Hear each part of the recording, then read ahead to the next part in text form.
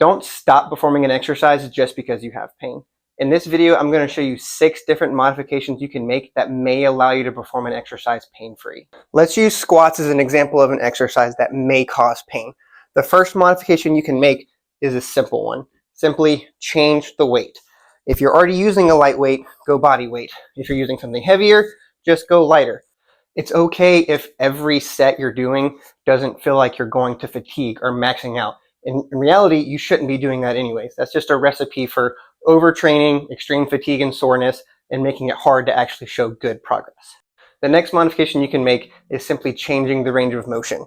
If you're used to squatting full depth without any issues, but now all of a sudden your knee hurts when you do it, it's okay to temporarily just make them more shallow squats. If you're going halfway down or even just a third of the way down, it may be enough that you're still strengthening, you're still working those muscles, but you're not in pain anymore, with the end goal being eventually working your way back down to that full range of motion.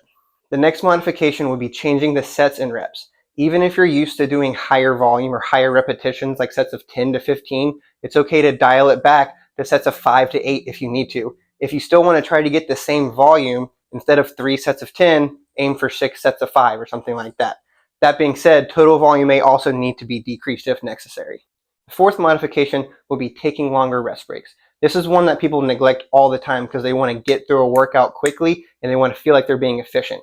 However, if you're doing more intense exercises or if you have pain, it is vital to allow your muscles to recover and restore their energy stores. And taking that extra 30 seconds to a minute in between exercises can be exactly what you need. The fifth modification would be changing the tempo of the exercise. Sometimes forcing yourself to slow down and control the whole motion of the exercise can feel a lot better than the quick bouncy repetitions that we're used to. Changing the tempo of the exercise is probably also going to need to be accompanied by changing the sets and repetitions, because now each repetition is going to get a little bit harder. The final modification will be changing your position.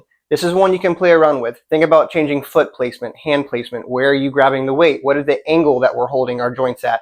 In a squat, for example, you can elevate your heels on a surface that is raised just a couple inches, and that will allow you to keep a little bit more of an upright posture and probably go a little deeper into the squat. And finally, if you've done all these modifications and you just cannot find a way to make it work without pain, it is okay to move on and try a different exercise, at least temporarily, with the end goal being coming back to it and being able to do it pain-free eventually. As always, thank you for trusting us at Active Independent Rehab for your recovery needs. Please subscribe, please follow so we can keep making this content. Let's get moving.